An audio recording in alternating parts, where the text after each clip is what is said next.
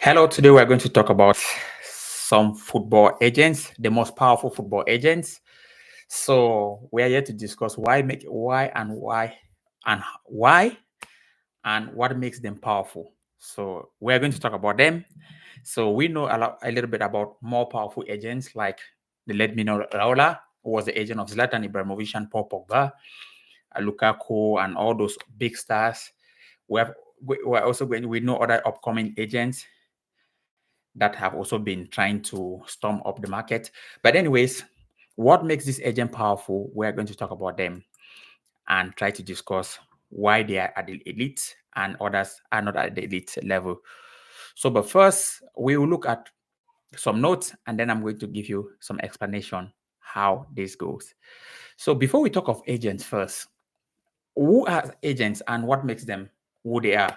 Some people call them very bad people in the industry, and some people look at them to be like, okay, deals broker.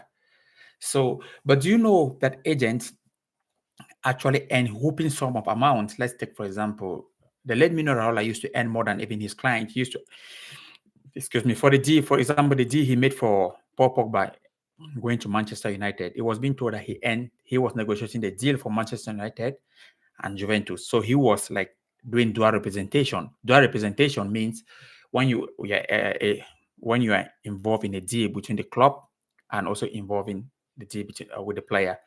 So dual representation, which means he had to have a lot of money on that. But anyway, that made him have had a lot of money concerning that deal. But yeah, we are going to break down why those agents are powerful, and if you are an agent or a player, you wish to know these details, is going to help you out. And let's see how we can go on that. So first, the most powerful agent, what do they have? They have a lot of connections. They speak a lot of good language, a lot of multiple languages, and they are always working hard. Those things are things that we are going to look for and see how it goes. So let's run through. As I always say, I'm going to be looking a little bit of my book, and then I'll give you the notes I put down, and then I'll give you slightly details so that I don't miss or I don't miss anything. So let's go. So first, let's look at the most powerful agents. What they do is when they are home, let's give an example. When they're home, they spend their time always on trying to build their connections. There's never a sleeping time for them. No matter you see them on the street, you think probably, okay, this guy is just so lucky. No, if you listen to the story of Mino Raiola actually worked as a waiter in a restaurant. He spent his time learning a lot of languages, and he knew, if I'm not mistaken, 7 languages. But also, he did the dirty jobs, let me say, doing cleaning and every other business. But it was in cleaning that he learned how also to negotiate different deals. I mean, that he learned how to negotiate stuffs. I remember a quote of him when he was trying to get Zlatan, and Zlatan was maybe a little bit of like a big head, and he didn't give, let's say, fuck about Zlatan. He didn't care anything about that. But well, anyway, that was just a story. But he ended up with a deal with Zlatan. But that shows how arrogant, or how he knew that it's not arrogant is about, but arrogant is not a good word, but how confident he knew that he could deal with big players. So to be a powerful agent, one of the things you have to do is to learn your language skills. Let's say their language you have to learn. Let's say you have English, which is a global language that you can learn. You have also you have also the French, but French is not well. French, if you want to deal with most countries in Africa and everything, but the two common language you always say is English and Spanish, because reason why there are a lot of talent always coming out from America. In the whole of South America, they speak a lot of Spanish, apart from Brazil and maybe one other country that speak Portuguese. But most of the countries in South America speak Spanish. So let's take, for example, if you learn English and Spanish, that would be a very big that would be a very big, massive boost for for you as an agent, because the first thing is when talking to a player, the player will want to maybe have that communication flowing. He doesn't want you to use Google Translation and say, okay, I don't understand you or whatsoever. So it will be quite clear that you use or you speak in the player's language. So knowing English and Spanish will be quite, let me say, making you good to go. So the first thing is you learn your language. It's going to help you. And the second thing is you have to learn to move to watch games. So the big agents that make them powerful is that they have connections with most of the sporting directors. So they are deal breakers. So let's take, for example, you can have a very talented player that maybe is in an academy, but you don't know how to sell that player to another club. If you get a powerful agent, the reason why many people go for the powerful agent is that he has connection with other clubs somewhere that can break that deal, that can take your player and bring to that other club. So you see, so one thing is that the most powerful agents spend all the time building their network. So if you want to be powerful, you have to know have to connect. You have to be able to connect, attend seminars, meet people, so that you have their contacts just to say hi, talk to them, keep them into your in your contact book. You need them. So this is how it works.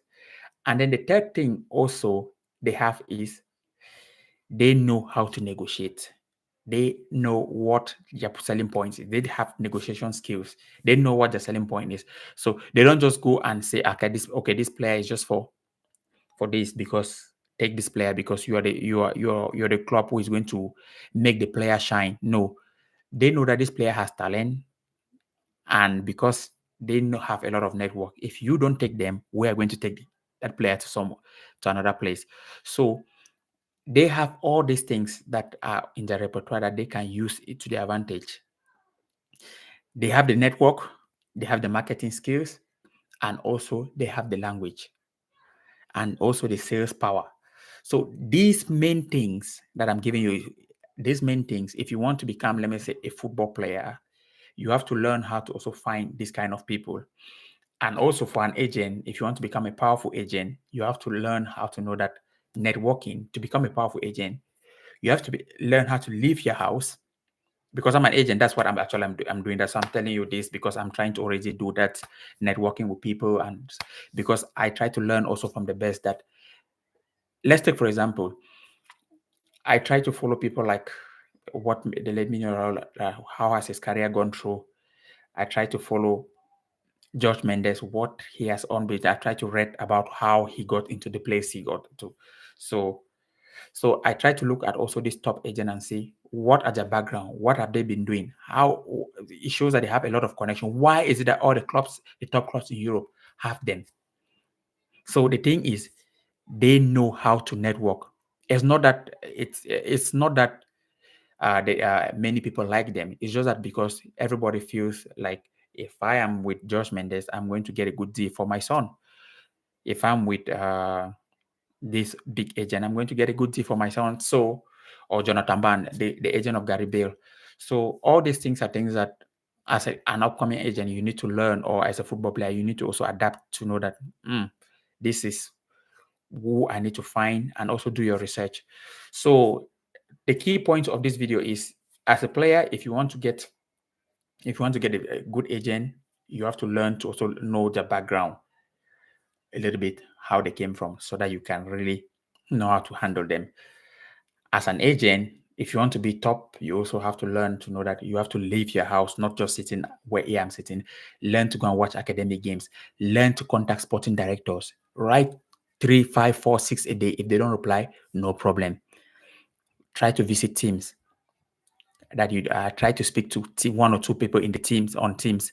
Let's say if you can speak to the assistant coach and say, when is your training session? If they said the training session is, let's say if they said the training session is every Monday to Friday. When is it? When is it? When does it start? You ask them.